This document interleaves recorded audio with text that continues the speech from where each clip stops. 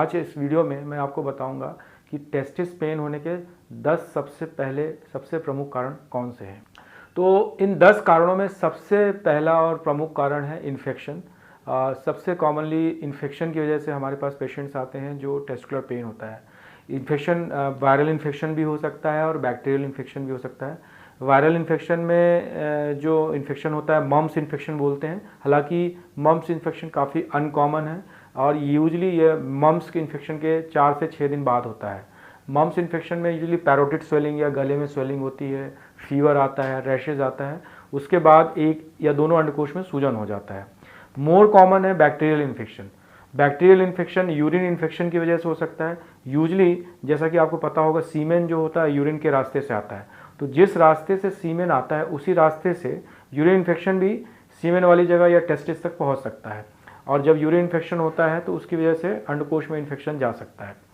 दूसरा सबसे common cause है वैरिकोसील। वैरिकोसील मैंने एक और वीडियो में डिस्कस किया है। वैरिकोसील में बेसिकली क्या होता है कि जो अंडकोश में जो खराब खून ले जाने वाली नसें होती हैं जिनको हम वेन्स बोलते हैं, उनमें नसों में बहुत सारे गुच्छे बन जाते हैं, मतलब वेन्स की संख्या बढ़ जाती है और वेन्स जो होती हैं वो डायलेट हो जाती हैं, तो उसमें खून जो है इकट्ठा होने लगता है और आप काफ़ी देर तक अगर खड़े रहने का जॉब है या चलने फिरने का जॉब है तो बहुत देर तक जब ब्लड पूलिंग होती है तो पेन होता है।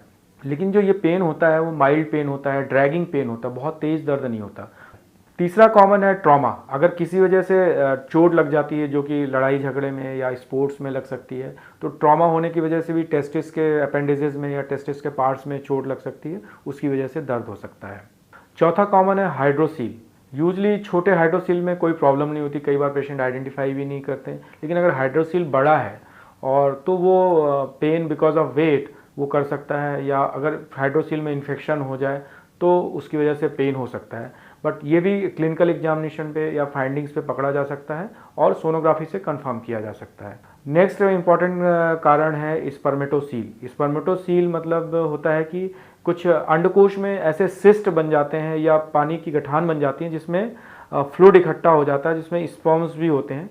या बेसिकली अंडकोश में बहुत छोटी छोटी ट्यूब्स होती हैं जो कि स्पर्म्स को कैरी करती हैं अंडकोश से जब बाहर लेके आते हैं उसको। अगर कोई ट्यूब छोटी सी ब्लॉक हो जाए तो स्पर्मेटोसील बनता है।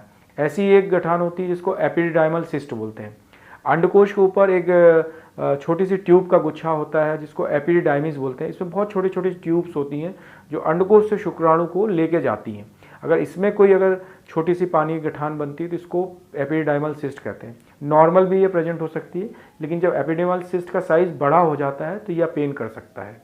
छठवां कारण है हिमेटोसील। हिमेटोसील मतलब ये होता है कि अंडकोश के चारों तरफ जैसे हाइड्रोसील होता है, हाइड्रोसील में पानी भर जाता है, हिमेटोसील में अगर वो खून भर जाए तो इसको हम हिमेटोसील कहते हैं। हिमेटोसील को भी क्लिनिकल एग्जामिनेशन में पकड़ा जा सकता है और यूजली यह चोट लगने की वजह से हो सकता है। और अगर हाइड्रोसील है अगर ऑलरेडी आपको, तो अगर चोट लगती है तो उसमें अगर ब्लीडिंग हो जाए तो उसको हिमेटोसील बोलते हैं। नेक्स्ट कारण है, सातवां कारण, टेस्टिकुलर टॉर्शन।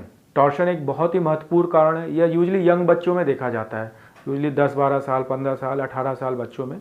और यह देखा गया है कि उसमें क्या होता है कि जो अंडकोश होता है, जब अंडकोश अपनी जगह पे ये घूम जाता है तो उसकी ब्लड सप्लाई अवरुद्ध हो जाती है या रुक जाती है। जब ब्लड सप्लाई पूरी ब्लॉक हो जाती है तो टेस्टिकुलर नेक्रोसिस हो जाता है, मतलब टेस्टिस डेड हो जाता है।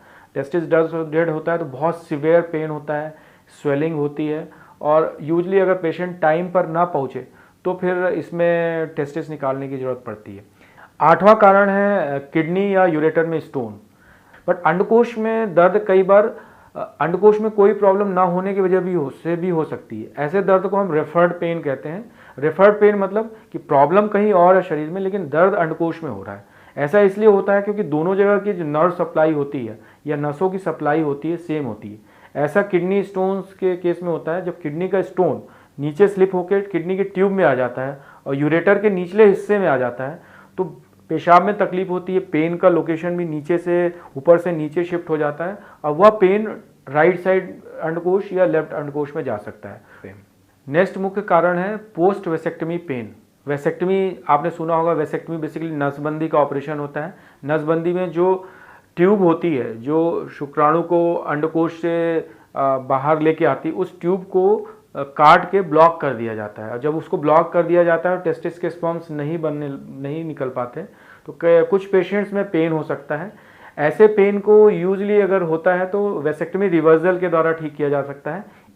10वां और आखिरी सबसे मुख्य कारण है टेस्टिस कैंसर, या टेस्टिस के कोई भी पार्ट में अगर कैंसर होता है तो स्वेलिंग हो सकती है, हार्ड स्वेलिंग होती है, उसके साथ साथ माइल्ड पेन हो सकता है। अगर स्वेलिंग है टेस्टिस में और पेन हो रहा है तो इसको सिंपल सोनोग्राफी की जांचों से पता किया जा सकता है कि किस वजह से।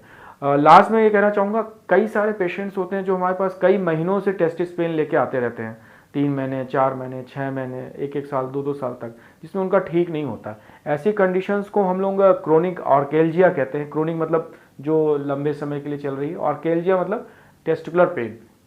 ऐसी स्थिति में पेन यूजली कई बार ठीक करना मुश्किल होता है। जब तक पेशेंट्स आता है यूरोलॉजिस्ट के पास, तब तक वो महीनों तक एंटीबायोटिक ले चुका होता है, स्टेरॉयड ले चुका होता है, पेन किलर ले रहा होता है, और कुछ भी हेल्प नहीं करता।